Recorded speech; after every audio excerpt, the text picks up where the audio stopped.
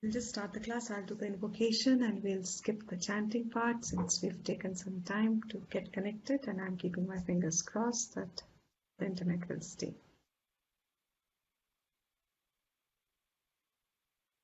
Om Sahana Bhavatu Sahano Bhanaktu Sah Viryam Karavavahai Tejasvinavadhitamastu Ma Vidvishavahai. Om Shanti Shanti Shanti.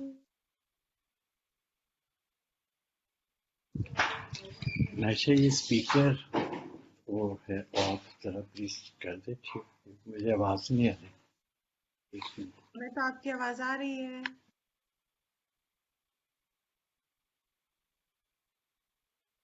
Thank you. So we are seeing the 10th, 11th verse, and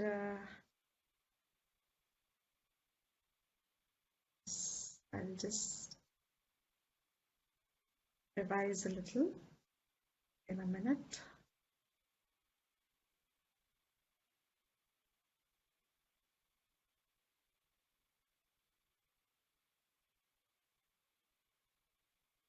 Yeah.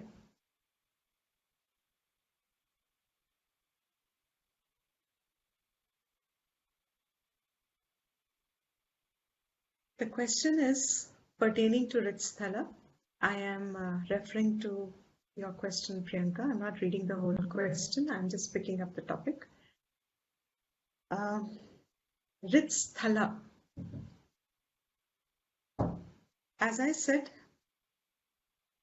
Ramana mentions it as something different from the physiological heart, and he says in Ramana Gita that it is on the right side of your physical heart. It doesn't mean it is a physical part. It's not an anatomical body. What is meant by Rit in the Tamil version, he uses instead of the word Rit, whose direct translation is heart, and therefore we get this little bit of a mix-up of words. What does heart mean? But in the Tamil version, the word he uses means source. So if you stick to that meaning, source is, what is the source of mind? Heart means the source of mind. When he says it's on the right side, the idea is that you don't focus on right or left or anything like that. The idea is whatever sadhanas one does in life, their primary purpose is to quieten the mind. And the primary purpose of quietening the mind is to be able to identify its origin. Where is the mind emerging? And mind being a general word, it means thoughts. Mind is thoughts in English. If you just use the entire mind, can mean just a sthan, which is thoughts. Thoughts is called mind, mind is called thoughts. Thoughts origin. Where is the origin of thoughts? Where is not like just a location. The right side of the place is where of the chest is where your thoughts arise. No. The location means in your attention. Your attention has to get so sukshma. It has to get so fine, refined, that when the thought comes to your attention, just preceding that is the sthan, and that sthan is actually consciousness, it's awareness, it's pure chit. unconditioned chit. That sthan is what he means by rit. There is another version which is also accepted. Rit meaning heart. If it's taken like that, then that version would say, those people who identify with this interpretation would say that physical heart is the golaka, just as eyes is the golaka of the chakshu indriya. If you remember the Tattvabodh, golakas means just the physical part. So physical heart is said to be the golaka of mind. And the connection we know is there. That is evident to everyone. When the mind is agitated, our heart races, pulse becomes fast. When there is anxiousness, pulse becomes fast. So you see a physiological response to the mind. Our best example is Arjuna on the battlefield. When his mind got disturbed and he was overwhelmed by emotions, his affectation was so deep, confusion was so deep in the mind, that when the mind had lost its balance, is confused, the affectation is seen in his physical body. His hands started trembling, he was getting horripilations, he couldn't hold the quiver also, the bow, and he was not able to hold it. Such a strong man, and he found himself shaking. That is the identification between mind and the body. And if we see it from the kosha standpoint, body is Annamaya Kosh, mind is Manomaya Kosh. And if you remember the hierarchy, Annamaya Kosh is the grossest, Manomaya Kosh is subtler. So physical heart is actually just a part of the Annamaya. But the sthan at which the mind emerges, that sthan, at this point, when we are only paying attention, identified with the thoughts, we very rarely even register our thoughts actually. We only register a very small, minuscule part of the thoughts that we have. Most of our thoughts are left unattended, unobserved for an average person. Through spiritual practices, the mind becomes more quiet, and the jiva, the individual, is now able to be focused, is now able to identify better the stream of thoughts. If one keeps oneself at the point of just pure objectivity, pure observation, just being observing, neutral observation, I would say that's the best word to convey. Neutral observation. When one has neutral observation, you're not identified with any set of thought. Good, bad, nothing, indifferent. You are not identified. In fact, the identification is what is jivatvam. As a jiva, when the sadhana is not to identify with them, then what is the source of thought? That sthal, that point of observation where it emerges and falls. It's like exactly like we gave the example of wave and ocean, Shastra would say. In the ocean, waves rise, waves are sustained by ocean, wave falls in the ocean. Wave loses its waveness in the ocean. Wave becomes a wave in the ocean. The ocean is what is real. Wave is just an apparent becoming. It's just an apparent name and form. It's just an apparent appearance. In a similar way, all spiritual practices brings the mind, the person, quietens the person to the extent of just observing the point of rise of thought, sustenance, and the fall of thought. Once that is there, such a mind remains in its source. It doesn't, the individual is not identified, means it's quiet now in its own place, as in consciousness, awareness. It's in awareness that the mind rises. In Atman, the mind rises. In Atman, by Atman, the mind is sustained. In Atman, the mind resolves. So that is what is the real meaning of Rit. Right side is probably just mentioned as a point to say it is different from the physical heart. And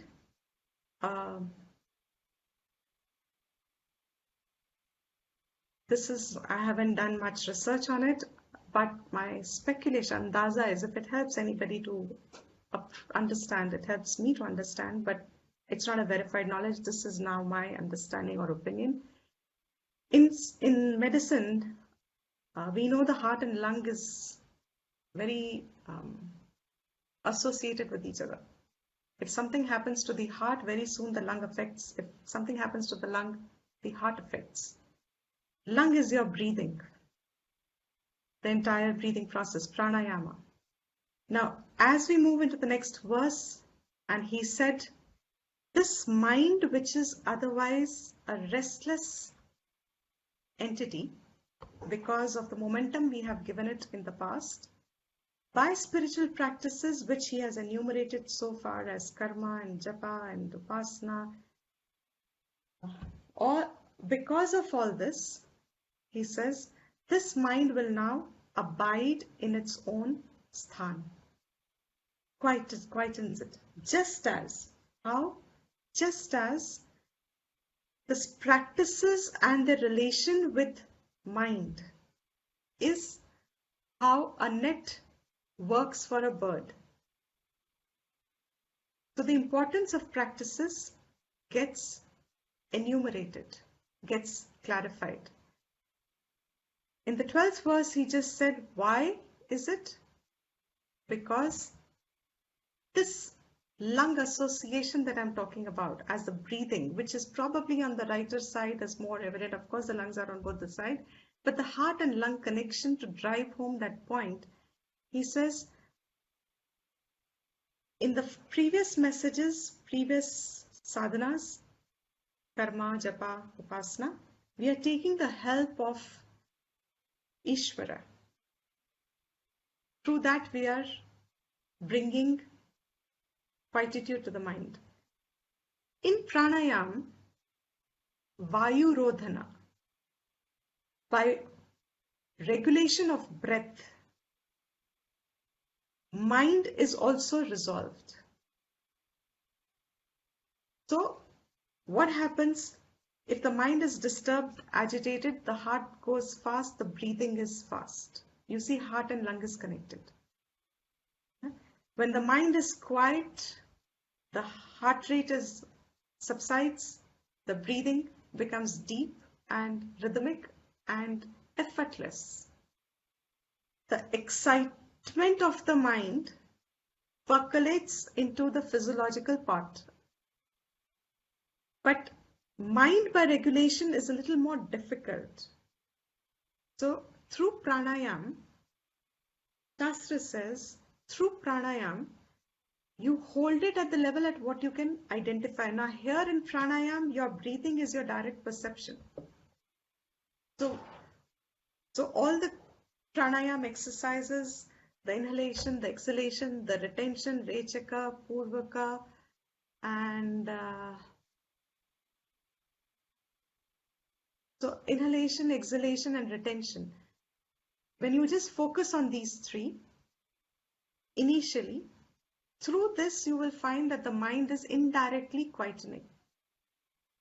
If you quieten the mind, breathing will also quieten, get deep. But if you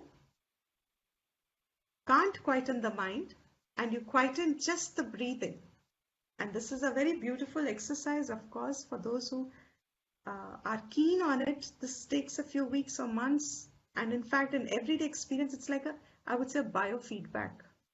It's a biofeedback mechanism straight away. Our breathing tells us our state of mind. And the minute our breathing is disrupted, you know, even if you have not been alert, you will know exactly that your mind is not in its own quiet place. in its natural avastha. It's not there. You are identified with the thoughts have a pace, they are running to the objects, etc. So he says Vayu Rodhana is a means for quietening the mind, just as Jala Pakshivat Rodha Sadhana. Why does it quieten? Just as Chitta Vayu, Chit Kriya Yutaha. Chit and Vayu is connected as two Shaktis. They are connected by the very root, Shakti Mulaka. What are the two Shaktis in Chit and Vayu? Chit has the Shakti of Gyan, Gyan Shakti, and Vayu has the Shakti of Kriya, Kriya Shakti. Chit and Vayu, he says, these two functions of prana, prana is what directly invigorates activity, and mind's activity is thinking. Thinking is a Shakti, and activity, physical body being active, is also Shakti. Both of them, both the Shaktis, the mind Shakti is not what is invigorating the body. It's the pranayam, the prana Shakti, which is invigorating the body. But both the Shaktis are coming from one source, one Shakti. That one Shakti we have seen is from Sankhya Drishti's Prakriti, and we call it Maya as another word of Prakriti. And Prakriti we know now is Trigunatmikam. The sattvic element of this Trigunatmikam Maya, Prakriti, is Mano, Manas, and the Rajoguna is the Prana, and the Tamoguna is your Sharira, physical body. So he says, how is it possible for the subtle mind to hold the breath? Through breath, how will you hold the mind? The subtle mind, how can it be held by something which is gross, which is breath? The reason he is given in the 12th verse, because they are both connected from one Shakti. It is one Shakti expressing as Jnana in the mind, and another expression of the same Shakti is breath, is your prana. So,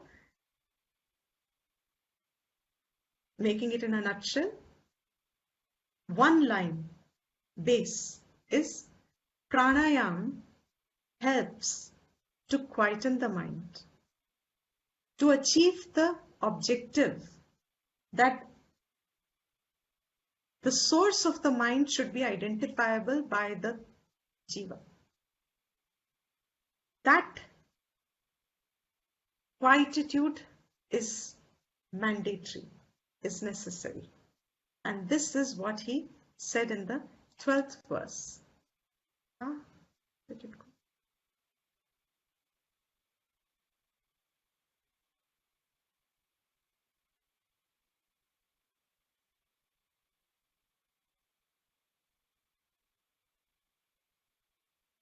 Now he says in the 13th verse, Laya Vinashane Ubhaya Rodhane. And here onwards, the book is now slowly going to shift the gear. First part of the book up to 13th verse, 14th verse also acceptable. Yes, 15th verse, 14th and 15th are the in-between. Up to this point is all what is covered majorly in Karamkand, and in other darshanas like the Yoga Darshana. Ramana has brought out a common factor in all of them, and that common factor is all spiritual practices. And I'm going to insist, all means whichever religion, whichever bhasha, wherever there is a scope for self-improvement, wherever there is a scope of self-growth, at the level of the instruments of a human being, which is body, mind, buddhi, at that level, they all have the same prayojanam. They all have the same usefulness. They all have the same end, which we have seen. The point here, and this is a very pivotal point for a thinking person, for one who is a real seeker in life, a genuine seeker in life, would know that this 13th verse is a huge leap in one's growth, because nowhere would one have this so clearly elaborated, spoken in such simple words, that all my spiritual practices, what is their end? Laya. Mano Laya. Every spiritual practice seems to have one end, quietude. That quietude is Laya. When the ocean is quiet, the sailors really have a good time because they know the ocean is quiet. But they are so aware of the fact that the nature of ocean cannot be fully ascertained beforehand. It can change anytime. Even those who go mountaineering.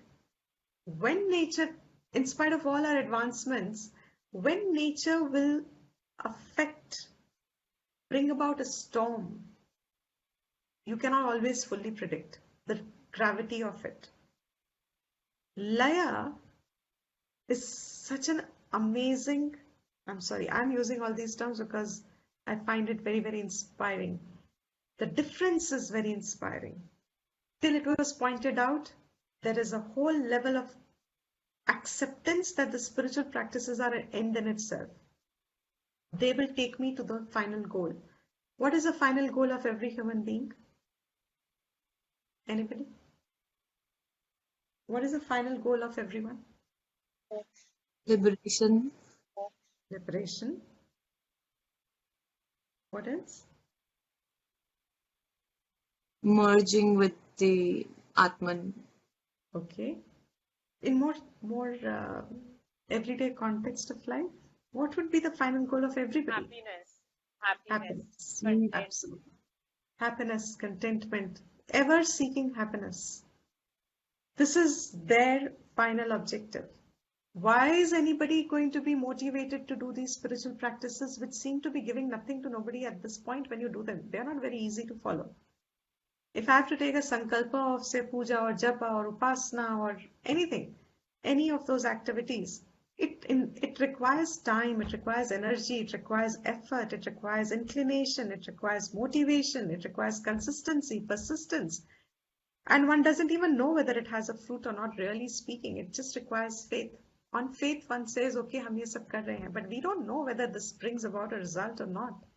We are just accepting that this is what Shastra says and it must be bringing because Shastra says. But does my buddhi see a cause and effect in them? For us, no. We don't see a cause and effect how puja is bringing about a quietude of the mind, because it certainly is not giving me happiness at that point. When you do any of these practices, they are klesha, they are strenuous, they are effort. Effort is never so bringing happiness to someone at that point. So you realize that if everybody's goal is happiness, a person must really be motivated to do these practices, thinking that they are going to give me happiness.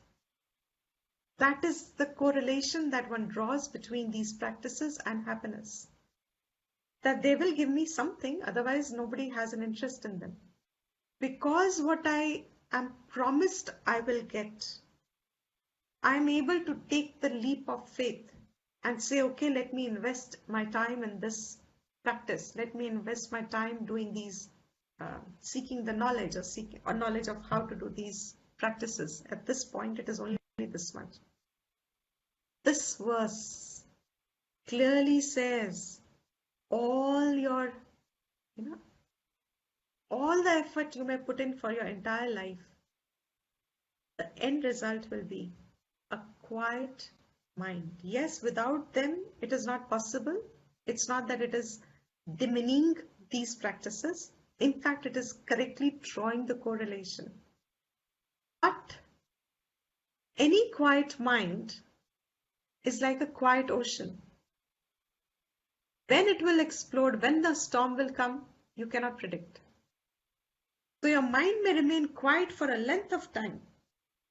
But when will it again erupt? What situation, what person, what circumstances, what will make the mind restless again? What will agitate the mind again? Nobody can beforehand perceive. You can't calculate. You cannot say, okay, after 2 hours, I'm going to get angry. Because if you could, how nice it would be. Okay, you know what, today I want to get angry. Today, after 2 hours, I've decided it's on my schedule today. It's on my POA. What is my POA? My POA is after 2 hours, I am going to get angry. Can you predict in that manner when you are going to get disturbed? Ramana says, and Shastra actually says, this quietude of the mind is not a permanent thing. It's temporary. All the shanti that one has because of following the spiritual practices, and one may have earned a lot of anugraha because of them, because they give anugraha, there will be certain changes in your own self. There will be a mental change, attitudinal change. There will be steadiness. There will be stability. There will mental stability. There will be all these changes, no doubt. In fact, one of the greatest tests of you gaining inner growth is there will be tremendous clarity. This is something not very easily noticed by many people, but you find your buddhi is beginning to work differently. It has great clarity about things and people and circumstances. It can interpret correctly even the circumstances that are there. It can fairly be accurate because the buddhi is now sharp, it's clear, and it's not attached to anything of its wants and things like that. So it doesn't go into the cycle of justification and all this. It sees things as they are, and the inner being has character within to be able to accept things as they are. So the wants are not superimposed, the likes are not superimposed, the fears are not superimposed, etc. As it is. So there's a lot of mental growth of a person in this inner independence that one has. But laya, this quietude, he says, is laya, mano laya. And whatever has gone as manolaya means whatever peace of mind has come because of laya, laya gatam, punaha bhavati. This mind will rise again. Just as when we go to sleep, there is manolaya, naturally, provided by nature. There will be manolaya in sleep, but helplessly by nature. Next, after a few hours, you will wake up again. Mano punaha bhavati. The mind rises again.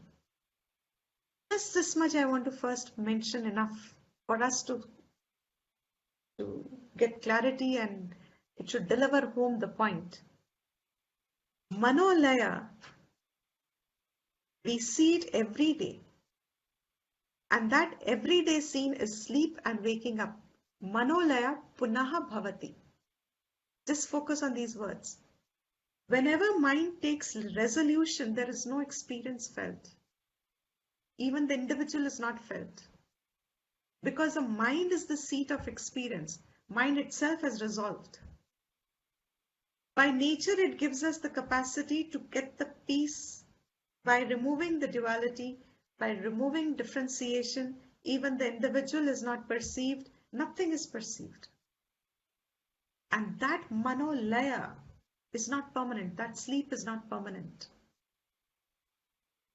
The minute there is sleep, a little while afterwards, Udbhava again. Punaha bhavati. There is udyog as if. There is utkati. There is rising up is good, but there is utkati, as uthna. Manolaya is jana. Shant ho jana. Everything's gone. Mano punaha bhavati means it's rising again. So the individuality has gone, but it rises again in sleep and in waking. But when the same thing is done through spiritual practices, and in spiritual practices, he says, you will have a lot of quietude. And in this quietude, it is not just this relative peace. Even for a little time, as he says through pranayam, being only one of the parts of the Ashtanga Yoga, it goes up to the point of samadhi. In samadhi, there is complete manolaya. Means now, in samadhi, the mind is completely lost its individuality. There is no meditator meditating on a meditated object. This meditator and the object of meditation have merged as if. This individual is dissolved in the object of meditation, whatever it is meditating upon. That samadhi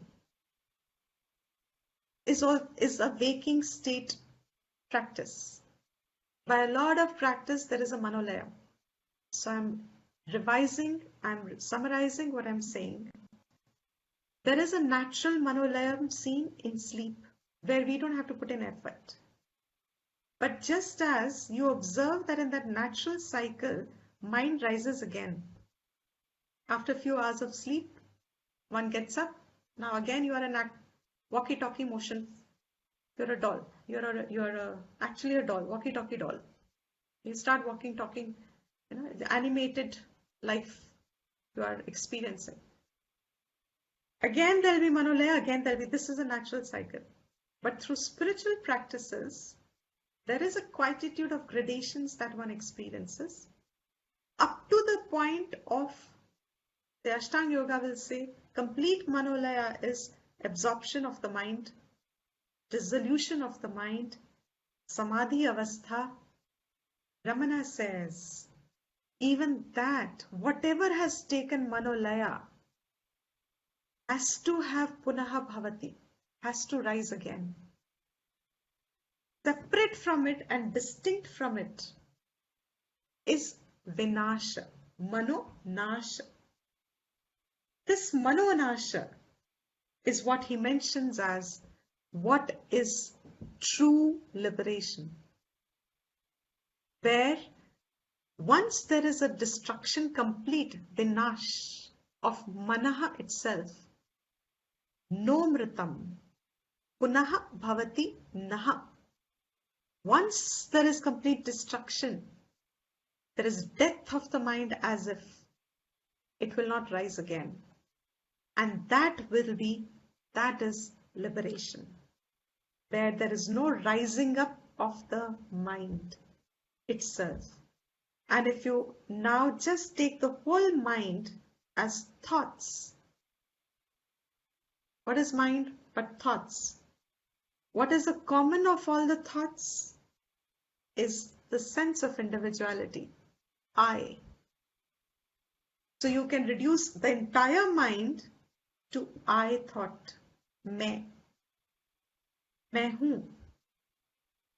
This entire mind of various thoughts, innumerable thoughts, regarding all objects and people and things, and as many objects we see and feel and touch through the five senses, so many thoughts we may have.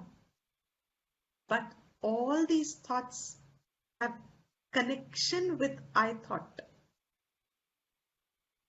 So if I have to now just redo the Rith part of it, you superimpose as if you see the I is the central part.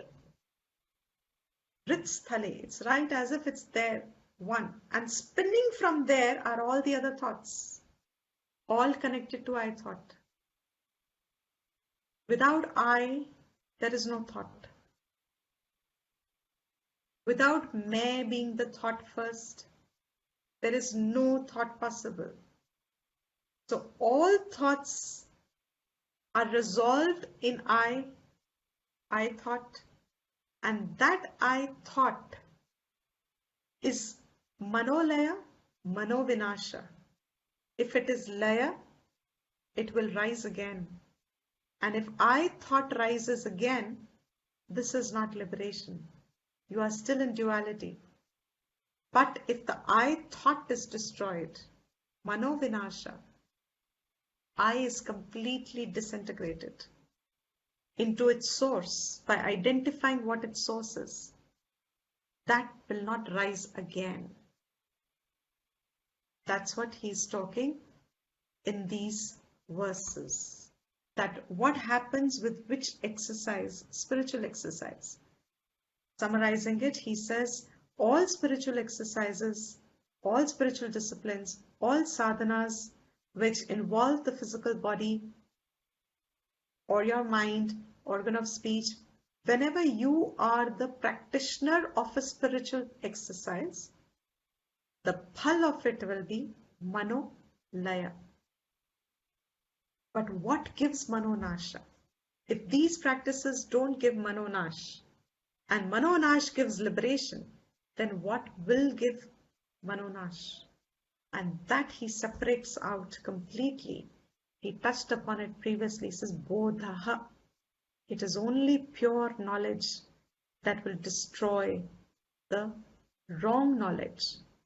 And I, seeing myself as a limited entity, is an incorrect, incomplete knowledge. Only the right knowledge, complete knowledge that I am Atman, can destroy that I am Jiva. And once I have this knowledge, thereafterwards, I am a Jiva, thought doesn't arise. It's destroyed. And thereby, you are freed from the Punargati cycle. Priyanka, you have a question?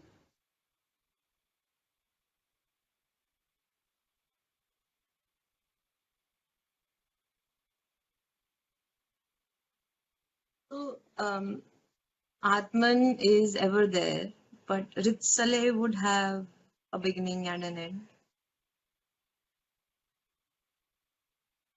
I mean, is it specific to individuals, right? Each individual, each jiva would have their own Ritsale. Okay, yes. Yes, to that an extent, yes, because it is now identifiable to you, even though Atman is all pervasive.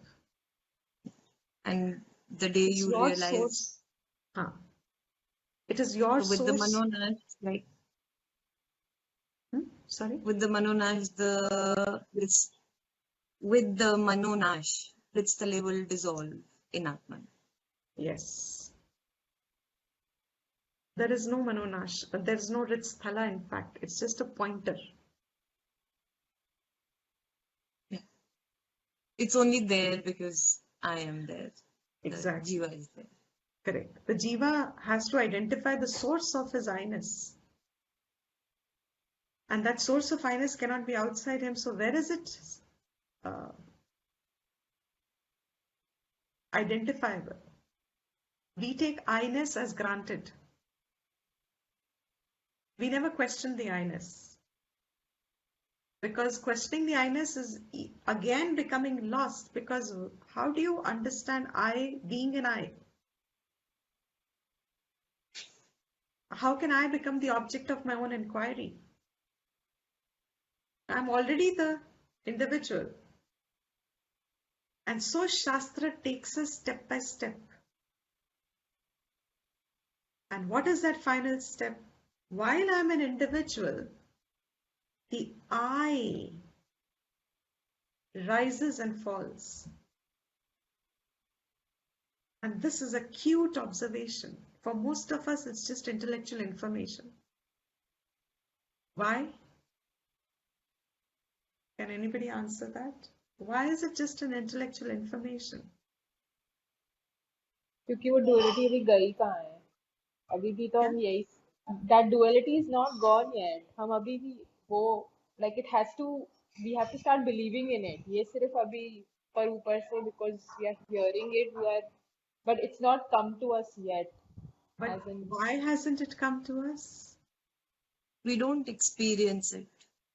Why? I mean, I can believe it also because you are telling me, but Correct. unless I experience. Absolutely correct. And why not? Why क्योंकि do वो I not? Senses से related ही नहीं है, वो senses से related ही नहीं है. Excellent. Yes, it is not related to senses. And if you connect the what we have done so far, stick to your The thinking. mind is still like we haven't even reached Manolaya. So We the have mind not is busy. even, absolutely, we have not even done the first part. We have not been steady with any of our spiritual practices for long enough for us to see the transformative process that it holds for us.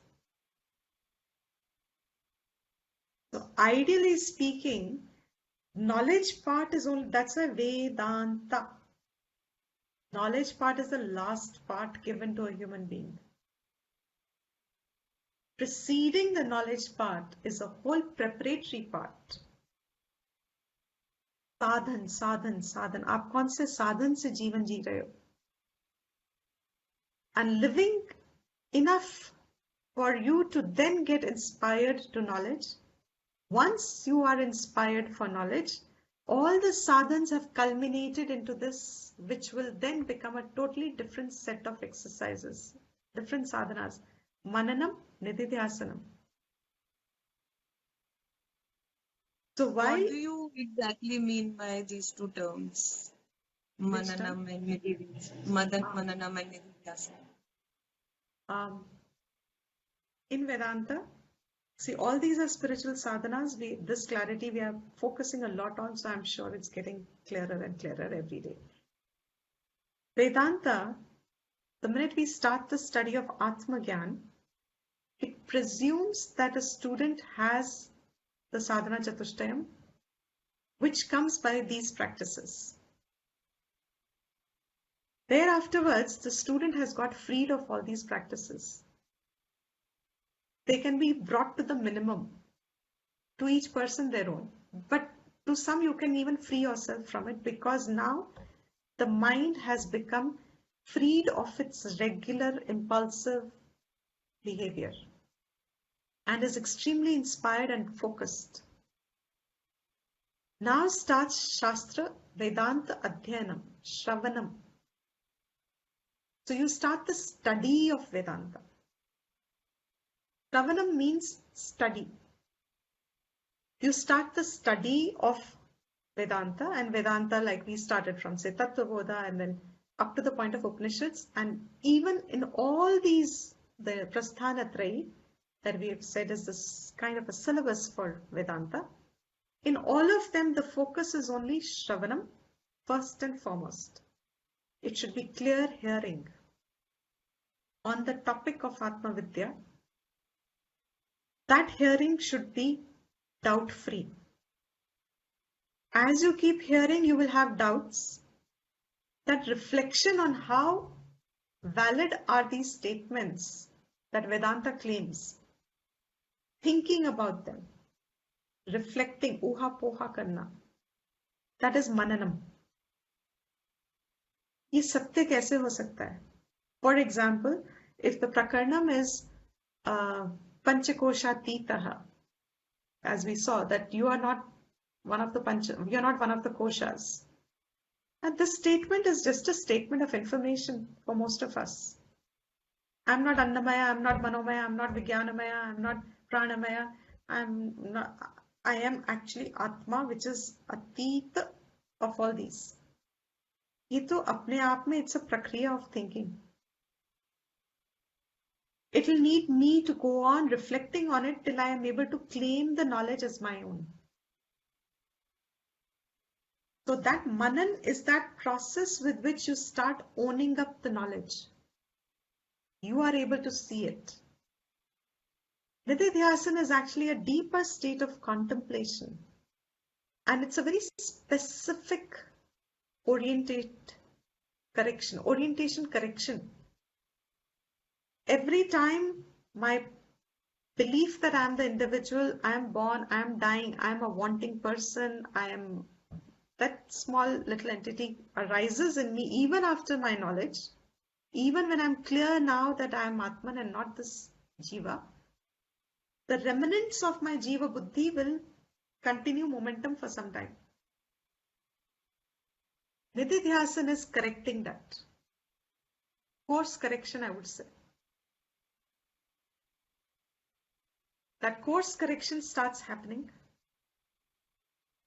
in Nididhyasana for the establishment to take place of Atma Vidya. So what is the entire process? You starts with absolute total Jivatva Buddhi, strong, simple things, puja, japa, for a long length of time, transformation, anugraha, everything falls into place slowly, slowly. Now a stage comes when there is vairagyam. That means this person is not interested in a lot of things that people spend their life with. What is it that people spend their life with? You can spend a whole life.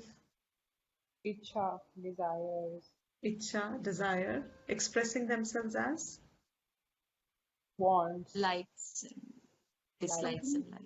If you look around everywhere, anybody, isn't it the same cycle going on for everyone? I'm born, then I play, then for some time I enjoy, and then I seek my securities from my parents and my siblings or my friends, and then I have a change of my toys, and then I'm starting to expand a little bit of knowledge, but my wants are also increasing by then, and then I get some education, and that education is oriented to my future, and then I grow up a little more, my toys world changes again, now I have different set of objects that engage my mind. Then I get into relationships, and then I get into more steady relationships, then I get into family, and then I get into the life of family, and then I have to provide for the family, or I have to take care of the family, and then I do all that, and then after a little while again, what happens? After some time, I get into my late middle ages. Now I have to go for health checkups, I have to maintain my health, I have to do this, and by then I'm looking forward to my grandchildren, and then I'm looking forward to it's all is acceptable. Everything's acceptable. This is where I always say there is a big difference in understanding. All this is acceptable and fine in its place, it's correct. But for a mumukshu, this is not adequate. For a mumukshu, this much life prayojan is not adequate. He starts, such a person, such a mumukshu starts. Now, up to this point, all this can continue with puja, japa, upasana, दान, तीरथ, सबके साथ ये सब भी include हो सकता है. Correct? Am I right here? With a regular pattern of life, all this can get included. It will have a very small part of your life. Once in a month, twice a month, Ekadasi is twice a month, Shivratri, major Shivratri, Mahashivratri is once a year. Now, all this you can start doing along with everything else that one is doing in life. But through this, there are certain minds which mature. This is not adequate for them. That means they've already understood. There is this thing that we always say, then what? Ye mil bhi jayega to. There's another one of the japas that somebody reminded me was, so what? So what? Mil bhi jayega to, so what? If I get a job, so what? If I get money, so what? Then what? If I have children, then what? The probability of them being good to me in future is always going to be 50-50. They can, good children also I cannot bear good children also, etc., etc. And for a mumukshu means the sensitivity that this life can have a greater purpose. He starts to identify, and even in this you will have many gradations. So there will be patriots, there will be those who will work for the society. सब करते करते करते, one of the Upanishads says, परीक्षा लोकान कर्मचितान. सब लोगों की परीक्षा कर ली, examined every world that I can invest my life and energy into. But mind says, then what? All of them are temporary. And it is impossible that there cannot be a more permanent nature I can engage myself in. There must be something else. And there starts the steadiness of Vedantic study.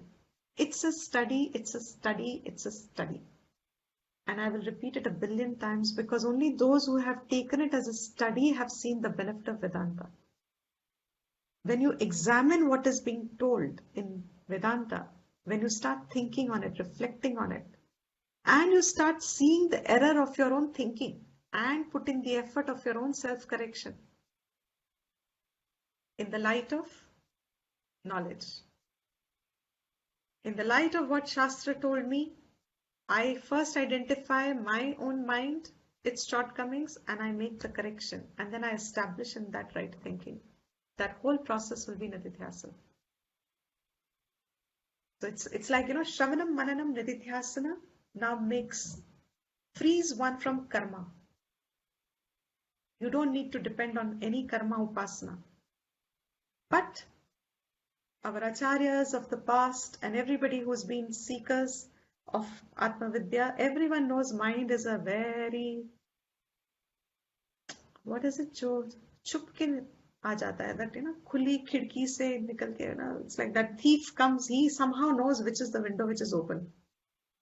It enters like, so your mind will erupt from some place that you will never have known before. And that is what Shastra says, be very wary. Therefore, keep a minimum level of spiritual practices going throughout, but do them nishkam. So that, that cage, that jal is set. The mind has a whole lot of freedom, but within this. So, he says, whatever has manolaya will rise again. This is a very clinching statement. It makes a person recognize that my efforts that I may put in, as long as it's coming back, they're not complete. Manonasha is also relatively seen. It's not that it's not seen. When I grow out of a value of anything, say supposing I grow out of a value of, I used to love, say I love skating. And then at a point, I just grow out of it. Or I love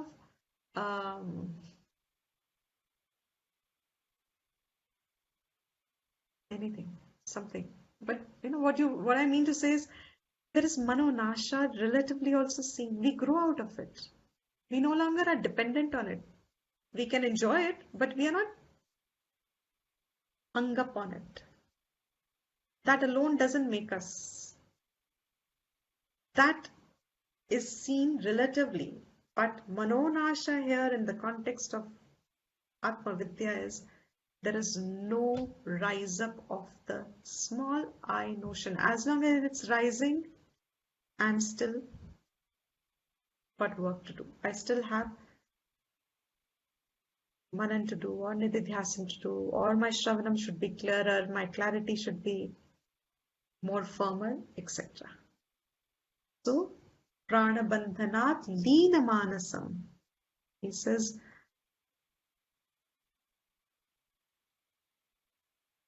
the quietening of the mind, prana bandhanat leena manasam, through the regulation of the breath, through pranayam, manolaya happens. Ekachintanat. What does that mean with which you will get nash, manonash? Chintanam of ek. Ekachintanat nasham iti etat. There will be manonashaha when your mind is able to think on ekam. That ekam is Atma. Advitiyam. So everything else, if you come back Satya and Mithya, if you remember that equation, your mind can abide in Satyam and everything else has been falsified as Mithya. The entire Nama Rupa Jagat is Mithya Roop. Atma eva Satyam. Truth is one. When the mind has this knowledge, when one has this knowledge, in the light of this knowledge, there is manonashaha. The realm of I has got destroyed. Yes, the vyavharik drishti, I will still be used, but it is not a value of reality. I'm not certain how much a person will understand this. It is still used in Vyavharik sense.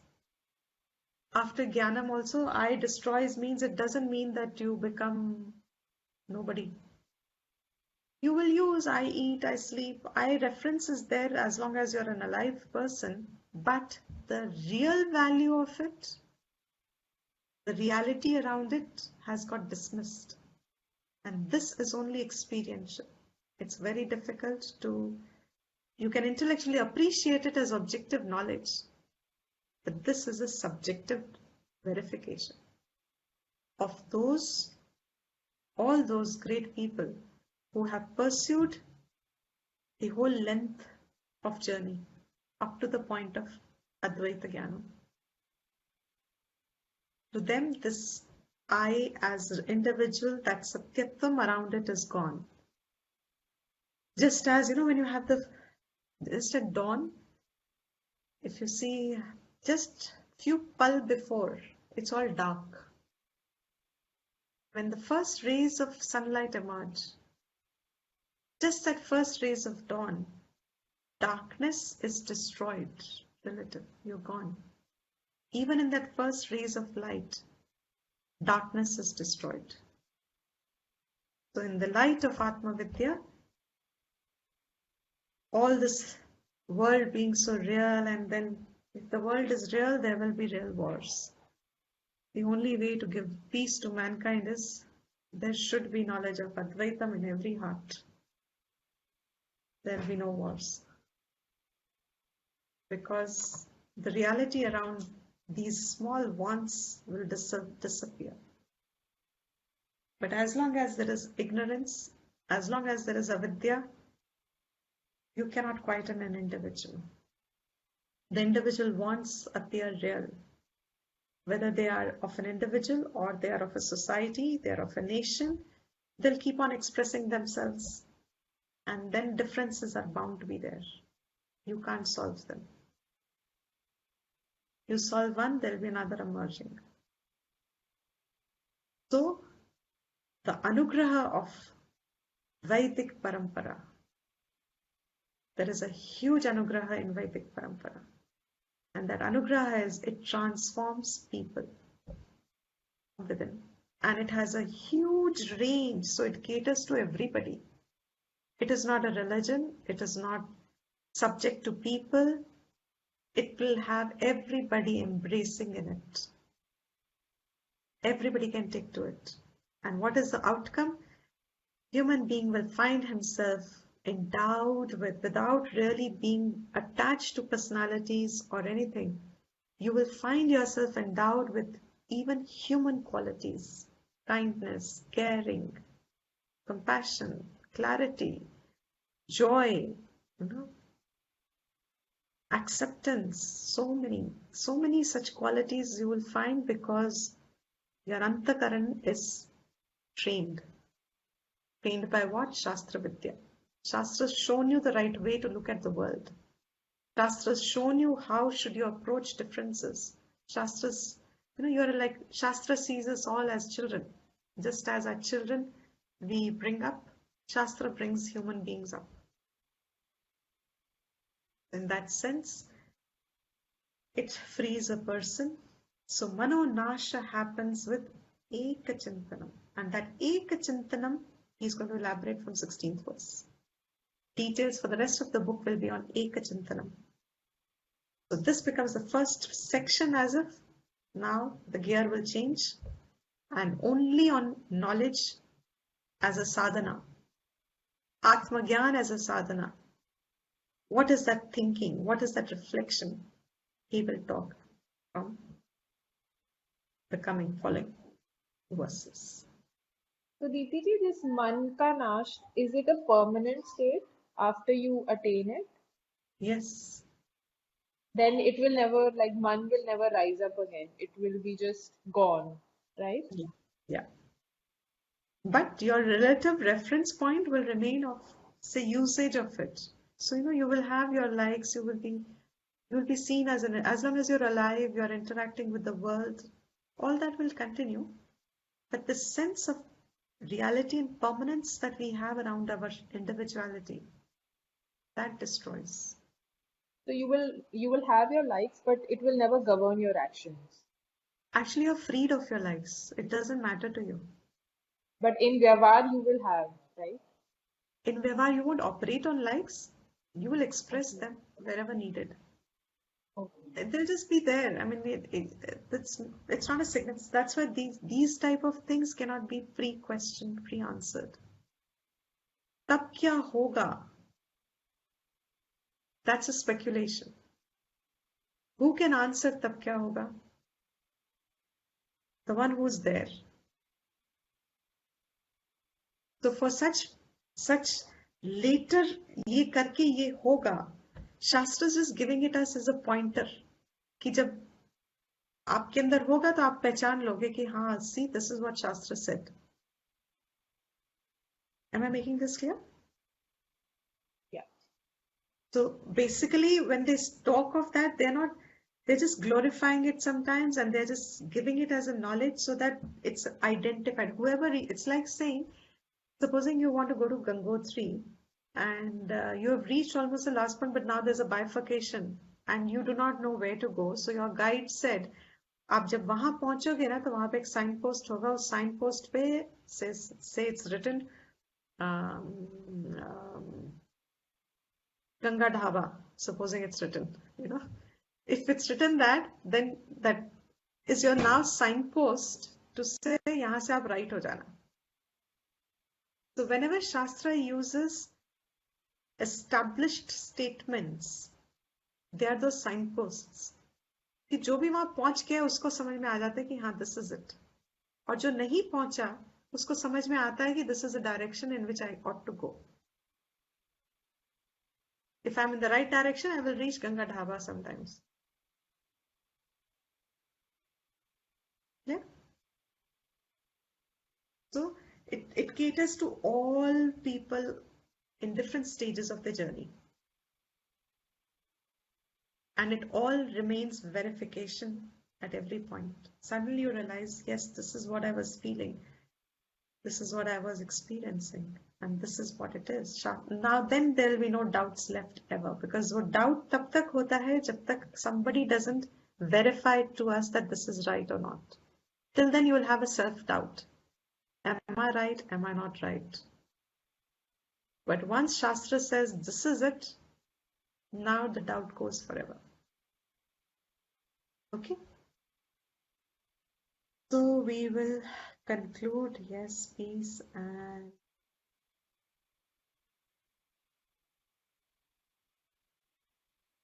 okay. Any question more? So we will end the class.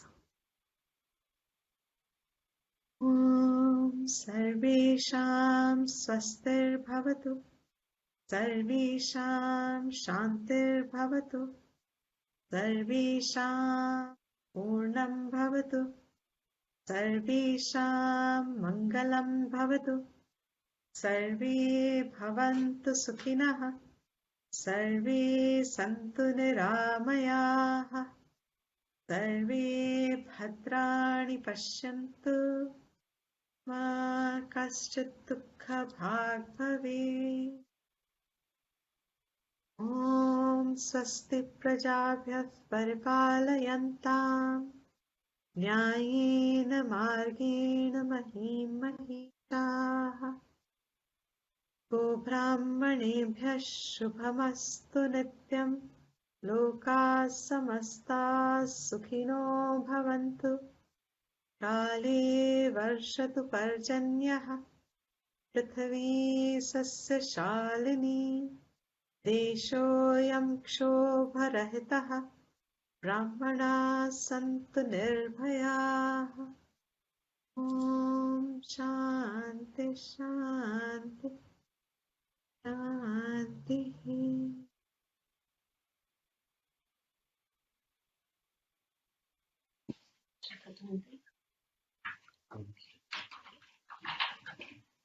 Hariom. Dipti ji, namaskar. Thank you very much. Thank you. Namaskar ji. Thank you, Deepti ji. Thank you. All the best. Take care.